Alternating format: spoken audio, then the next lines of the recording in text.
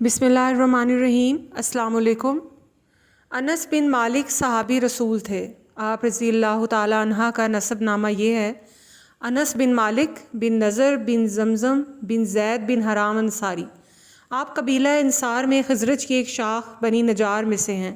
آپ کی والدہ کا نام سلیم بنت ملحان ہے۔ آپ کی کنیت حضور اکرم صلی اللہ علیہ وآلہ وسلم نے ابو حمزہ رکھی، اور آپ کا مشہور لقب خاتم النبی ہے، اور اس لقب پر حضرت انس رضی اللہ عنہ کو بے حد فخر تھا۔ 10 برس کی عمر میں یہ خدمت اقدس میں حاضر ہوئے، اور 10 برس تک سفر و وطن، جنگ و صلح، ہر جگہ ہر حال میں حضور اکرم صلی اللہ علیہ وآلہ وسلم کی خدمت کرتے رہے، اور ہر دم خدمت اقدس میں حاضر باش رہتے تھے۔ حضور اقدس صلی اللہ علیہ وآلہ وسلم کے تبرکات میں سے ان کے پاس چھوٹی سی لاٹھی تھی۔ آپ نے وصیت کی تھی کہ اس کو بوقت دفن میرے کفن میں رکھ دیں۔ چنانچہ یہ لاٹھی آپ کے کفن میں رکھ دی گئی۔ حضور اقدس صلی اللہ علیہ وآلہ وسلم نے ان کے لیے خاص طور پر مال اور اولاد میں ترقی اور برکت کی دعائیں فرمائی تھیں۔ چنانچہ ان کے مال اور اولاد میں بے حد برکت و ترقی ہوئی۔ مختلف بیویوں اور باندیوں سے آپ کے 80 لڑکے اور 2 لڑکیاں پیدا ہوئیں، اور جس دن آپ کا وصال ہوا اس دن آپ کے بیٹوں اور پوتوں وغیرہ کی تعداد 120 تھی۔ آپ کے شاگردوں کی تعداد بھی بہت زیادہ ہے۔ حنا کا خضاب سر اور داڑھی میں لگاتے تھے، اور خوشبو بھی بکثرت استعمال کرتے۔ آپ نے وصیت فرمائی کہ میرے کفن میں وہی خوشبو لگائی جائے جس میں حضور رحمت عالم صلی اللہ علیہ وآلہ وسلم کا پسینہ ملا ہوا ہے۔ ان کی والدہ حضور اکرم صلی اللہ علیہ وآلہ وسلم کے پسینہ کو جمع کر کے خوشبو میں ملایا کرتی تھیں۔ حضرت انس کا سن 8-9 سال کا تھا کہ مدینہ میں اسلام کی صدا بلند ہوئی۔ بنو نجار نے قبول اسلام میں جو پیش دستی کی تھی، اس کا اثر یہ تھا کہ اس قبیلہ کے اکثر افراد حضرت محمد صلی اللہ علیہ وآلہ وسلم کے مدینہ تشریف لانے سے قبل توحید و رسالت کے علمبردار ہو چکے تھے۔ حضرت انس بن مالک کی والدہ سلیم نے بھی عقبہ ثانیہ سے بیشتر دین اسلام اختیار کر لیا تھا، اور جیسا کہ ابھی اوپر گزر چکا ہے کہ ان کے والد بت پرست تھے۔ وہ اس بیوی کے اسلام لانے پر برہم ہو کر شام چلے گئے۔ ادھر سلیم رضی اللہ عنہا نے ابو طلحہ سے اس شرط پر نکاح کر لیا کہ وہ بھی مذہب اسلام قبول کریں۔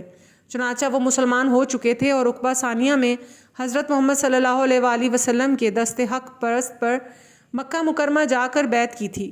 اس طرح حضرت انس بن مالک کا پورا گھر نور ایمان سے منور تھا۔ ان کی جنتی ماں سلیم شمع اسلام کی پروانہ تھی، اور ان کے محترم باپ حضرت ابو طلحہ رضی اللہ عنہ دین حنیف کے ایک پرجوش فدائی تھے۔ بیٹے نے انہیں والدین کی آغوش محبت میں تربیت پائی اور مسلمان ہوا۔ خدمت رسول صلی اللہ علیہ وآلہ وسلم۔ حضرت انس ہمیشہ حضور کے ساتھ رہتے تھے۔ سفر و حضر اور خلوت و جلوت میں بھی ان کے لیے کوئی تخصیص نہ تھی، اور نزول حجاب سے پہلے وہ حضرت محمد صلی اللہ علیہ وآلہ وسلم کے گھر میں آزادی کے ساتھ آتے جاتے تھے۔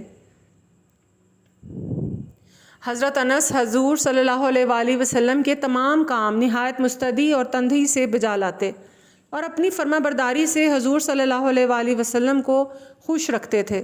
فرماتے ہیں کہ میں نے 10 برس حضور کی خدمت کی، لیکن اس مدت میں آپ کبھی خفا نہ ہوئے، اور نہ کبھی کسی کام کی نسبت یہ فرمایا کہ ابھی تک کیوں نہ ہوا۔ حضرت محمد صلی اللہ علیہ وآلہ وسلم کو ان سے خاص محبت ہو گئی تھی۔ ان کو بیٹا اور کبھی کبھی پیار میں انیس کہہ کر مخاطب فرماتے تھے۔ وفات۔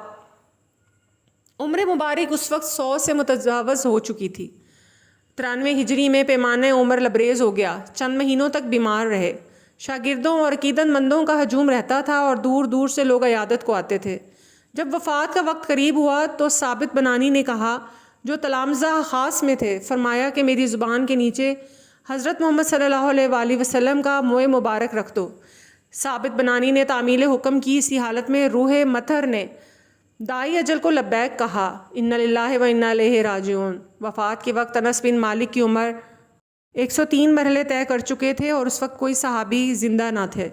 صحابہ کرام کے وجود سے خالی ہو چکا تھا۔ نماز جنازہ میں اہل و عیال، تلامذہ اور احباب خاص کی متعدد بے تعداد موجود تھی۔